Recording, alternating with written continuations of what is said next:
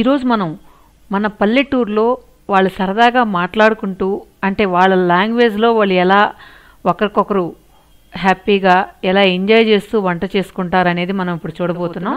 Okay friends, ఈ video మీకు కొంచెం అడ్జస్ట్ చేసుకోవాలి, ఎందుకంటే బ్యాక్గ్రౌండ్స్ అన్నీ కూడా మనకంతా మన సిటీలో ఉన్నట్లయితే అంత క్లీన్గా ఉండవు. ఓకే, ఎంజాయ్ చేయండి. మన పల్లెటూరు జీవితం ఇలా ఉంటుంది అని చెప్పి మీకు తెలియడానికోసమే నేను ఎక్కడ కూడా ఈ వీడియో ఎడిట్ చేయలేదు, యాజ్ ఇట్ ఈజ్ అలానే. తర్వాత అక్కడ ఉన్న వాళ్ళందరూ ఎలా మాట్లాడుకుంటారు అని అన్ని వాయిస్లో అలానే ఉంచేశాను, ఎందుకంటే మీకు వినడానికి కూడా ఇలా ఉంటే బాగుంటుంది. ఎప్పుడు రొటీన్గా నా వాయిస్ విని విని మీకు బోర్ కొట్టిపోయి ఉంటుంది కదా, అందువల్ల వాళ్ళ మాటల్లోనే వాళ్ళ వాయిస్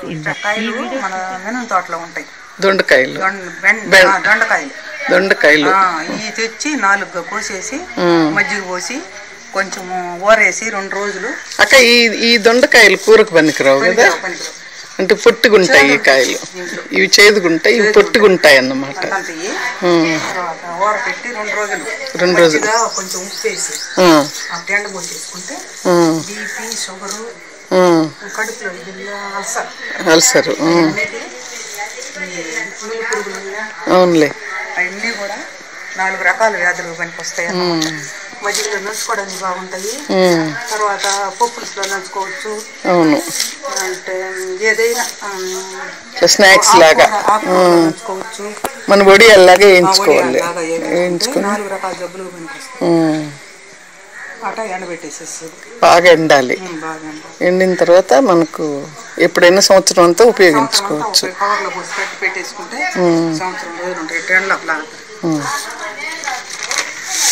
ఇది దొండకాయ. ఈ దొండకాయలు ఇవి కూడా దొండకాయలు, కానీ చూసేందుకు చూడండి, ఈ దొండకాయలు కొంచెం పొట్టిగా ఉన్నాయి. మన మామూలు దొండకాయలు మనం కూర వండుకునే దొండకాయలు అయితే కాస్త పొడుగ్గా బుడంకాయలు అంటారన్నమాట. బుడంకాయలు అంటే అర్థం కాదు కదా, అందుకని దొండకాయలు అన్నాము. వీటిని బుడంకాయలు అని అంటారు. ఇవి ఎక్కువగా మినప, శనగ, తర్వాత మినుములు అవి వేస్తారు కాబట్టి ఆ తోటల్లో మనకు వ్యవసాయం ఉంది కాబట్టి ఆ తోటల్లో ఇవి వేసుకుంటాము. ఇవి వేసుకున్న తర్వాత వీటిని తీసుకొని వచ్చి అక్కడి నుంచి కోసుకొచ్చిన తర్వాత వీటిని తీసి ఇలా ఒక్కొక్క కాయని ముందు 2 ముక్కలుగా కోసి ఆ తర్వాత మళ్ళీ 4 ముక్కలుగా ఇలా కోస్తారన్నమాట. కోసేసి వీటిని ఏం చేస్తారంటే అలా 2 రోజులు మజ్జిగ పోసి ఉప్పేసి మజ్జిగలో నానబెట్టేస్తారు. నానబెట్టి బాగా నానిన తర్వాత ఈ విధంగా వీటిని 2 రోజుల వరకు వాటిని అలా ఊరబెడతారు. మన మామూలుగా మిరపకాయలు ఊరబెట్టుకున్నట్టుగా ఊరబెట్టుకుంటారు. ఇవి బాగా ఊరిన తర్వాత ఇలా పల్చగా నరిపి ఎండలో ఎంతవరకు ఎండబెడతారంటే ఆ ముక్క ఇరిగినంత వరకు ఎండబెడతారన్నమాట. అప్పుడు ఇంక తీసుకొని స్టోర్ చేసి పెట్టుకుంటే ఎప్పుడైనా కానీ మనం ఏదైనా కూర వండుకొని స్నాక్స్ లాగా వడియాలు అప్పడాలు వేయించుకొని తినొచ్చు. అవైతే మనం మామూలుగా సరదాగా తింటాము. ఇవి చాలా వ్యాధులకు కూడా పనికొస్తాయని అక్క చెప్తుంది. షుగర్ కానీ, బీపీ కానీ, అల్సరు ఇలాంటి వాటన్నిటికి కూడా, ఎందుకంటే దీంట్లో కొంచెం చేదు ఉంటుంది. అందుకోసమని ఊర్లలో ఎవరైనా కానీ ఈ సీజన్లో ఇలా కాయలు కోసుకొని పెట్టుకుంటుంటారు అన్నమాట. ఇదిగో చూడండి, వీళ్ళు ఏం చేస్తున్నారు తెలుసా? ఒక ఆమె వాళ్ళ కూతురు మీద పడేసేసింది వంట చేసేదానికి, ఒక ఆమె మా అన్న మీద పడేసింది. అక్క వదిన ఇద్దరు వచ్చి కూర్చొని హ్యాపీగా నిర్మలమ్మ ఇంట్లో కూర్చొని ఎలక్కాయలు తింటున్నారు. ఇదిగో తెలుసా మీకు, ఎలక్కాయలు అంటే ఇలా ఉంటాయి. అది కూడా మళ్ళీ ఏం ఒక్కరో లేకుండా శుభ్రంగా ఇలా తినేసేసి ఇది కానీ యాక్షన్ చేస్తుంది చేసినట్టు. ఇలా మిరపకాయలు పోసుకొని హ్యాపీగా ఒలుసుకుంటున్నారు ఇద్దరు కూర్చొని కబుర్లు చెప్పుకుంటూ. ఒలుసుకొని వీటిని వేయించేస్తారు. వేయించి ఇప్పుడు మనం చేసిన పొడిలో వేస్తారన్నమాట. ఇందులో ఇంకా కొన్ని మసాలాలు వేస్తారు, అవి కూడా మళ్ళీ చూపిస్తాం. బాండట్లో కొంచెం నూనె వేసి, నూనెలే ఒత్తుదే, నూనె వద్దు, మిరపకాయలు బాగా వేయించాలి. అలా మిరపకాయలు వేగిన తర్వాత ఇంకేం వేస్తారు? ధనియాలు, అయ్యింటవి, ఎల్లుల్లిపాయలు, ఇవన్నీ పోసి వేయిస్తారా? మళ్ళీ అంటే మిరపకాయల్లో ధనియాలు, జీలకర్ర, పల్లి మనం పుట్నాలు అంటాం కదా, ఆ పొడి ఇవాళ మా అక్క చేస్తుంది. ముందు దానికి పుట్నాలు తీసుకుంటారు.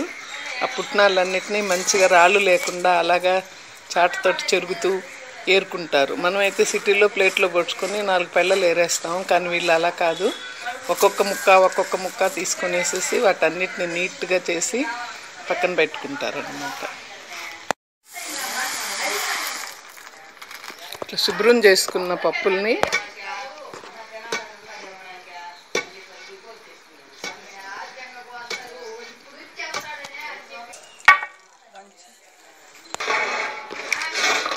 దంచిన తర్వాత ఇలా జల్లెట్లోకి తీసుకొని వాటిని మెల్లగా జల్లించేస్తారు. జల్లించిన దాన్ని మళ్ళీ వచ్చిన పప్పుల్ని మళ్ళీ పోసుకుంటూ ఆ విధంగా చూడండి ఇట్లా. మనమైతే మిక్సీలో వేసేసి ఒకసారి తిప్పేసి పెట్టేసుకుంటాం. కానీ ఇక్కడ అలా కాకుండా 2-3 సార్లుగా అలా దంచుతూ ఆ పొడిని జల్లించుకుంటూ మళ్ళీ వచ్చిన పప్పులను తీసుకొని పక్కన పెట్టుకుంటూ మళ్ళీ దంచుతారన్నమాట. అవును, మిక్సీ అయితే ఒకసారే కదా తిప్పేస్తారు, ఎన్నిసార్లు తీయడము. రోటితో దంచుకున్న దానివల్ల రుచి బాగుంటుంది మిక్సీలో. ఒకసారి చిన్న రోట్లైనా దంచుకోండి మీరు టౌన్లో ఉండేవాళ్ళు, అది ఎంతో. ఇప్పుడుള്ള వచ్చేసిళ్ళ చిన్న రోకళ్ళు వాటితో రోట్లో దంచుకుంటే దాని టేస్టే అలా. మిరపకాయలు వేయించుకొని వాటిని ఇలా రోట్లో పోసి దంచుతారు. కొంచెం రోట్లో దంచిన తర్వాత కొద్దిగా పొడి అవుతుంది. ఆ పొడిని తీసి ఇందులోనే జీలకర్ర ఉంది, ధనియాలు ఉన్నాయి, అవి కూడా మిరపకాయలతో కలిపి దంచుతారు. పోయి బాగుండు తెల్లగట్లే ఇవ్వ తెల్లగట్లే.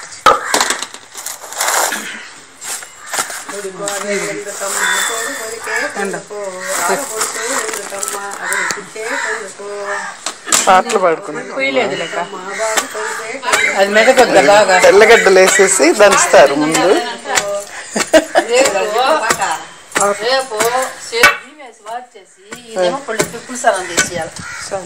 మళ్ళీ తీరుతుంది.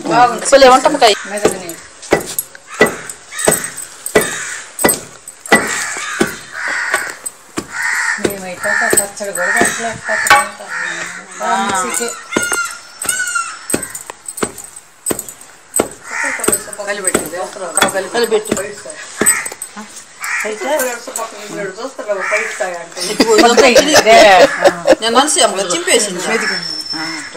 నేనే చెప్పింది.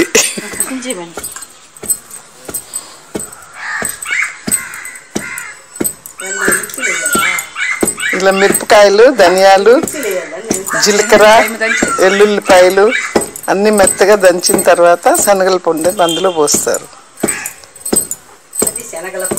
అది శనగల పొడి. అక్క ఉప్పు వేసేసినావు కదా.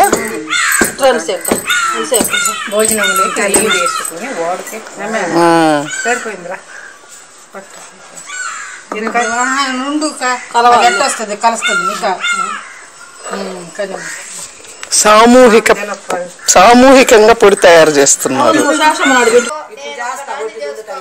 ఇదిగో మా సిస్టర్స్ ఇద్దరు ఆకుకూరలు వండుకుంటా ఇలా అరుచుకుంటూ మాట్లాడుతున్నారు అన్నమాట. సైలెంట్గా ఉండకుండా అలా అరుచుకుంటూ ఆకుకూరలు వలుస్తున్నారు. చేస్తున్నారు. నిర్మలాకి అత్త అవుతుంది ఆమె. ఒకే ఒక్క టమోటా, ఎందుకంటే అది మన తోటలో పండిన టమోటా కాబట్టి చాలా గట్టిగా ఉంది, చాలా ఎక్కువగా కూడా గుజ్జు వస్తుంది అన్నమాట. అది ఒక్క టమోటా, ఒక్క అరటికాయ, ఒక్క మామిడికాయ, ఒక్క ఉల్లిపాయ కూర చేస్తున్నారు. ఎలా చేస్తారో చూద్దాం మనం. అదే ఒక్క టమోటా, ఒక్క అరటికాయ, ఒక్క మామిడికాయ, ఒక్క ఉల్లిపాయ, అన్నీ ఒకటొకటే అన్నమాట.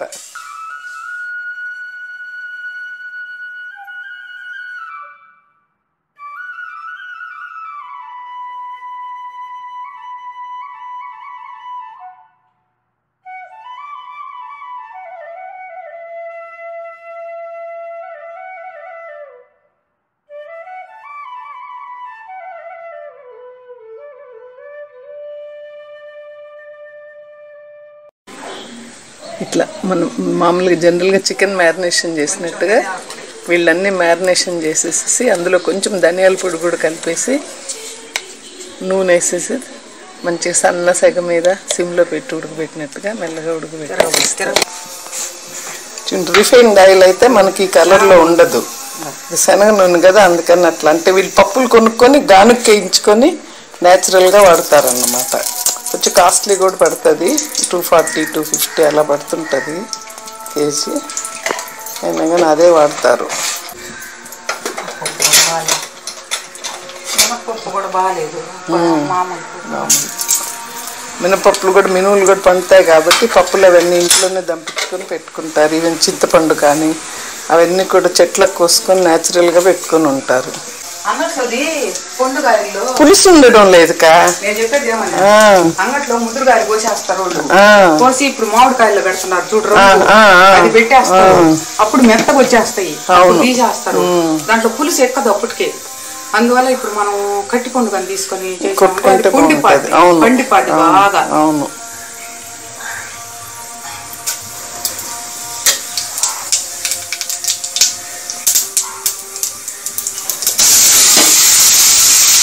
కూర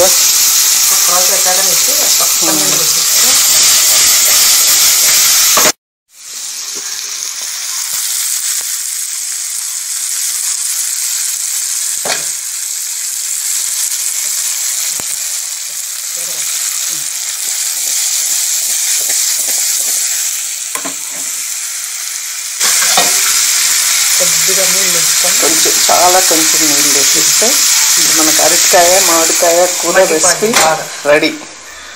ఒక్కర ఉడకనిచ్చేసి కొంచెం సిమ్లో పెట్టేసి కొంచెం ఉడకనిచ్చి ముందు కలిపెడమనాలా, తర్వాత సిమ్లో పెట్టాలి. సిమ్లో పెట్టేసి ఆ కొంచెం నీళ్ళు కూడా లేకుండా చక్కగా ఎగిరిపోయి మనకి ఎగురు కూరలాగా అయిపోతుంది అన్నమాట. రెడీ.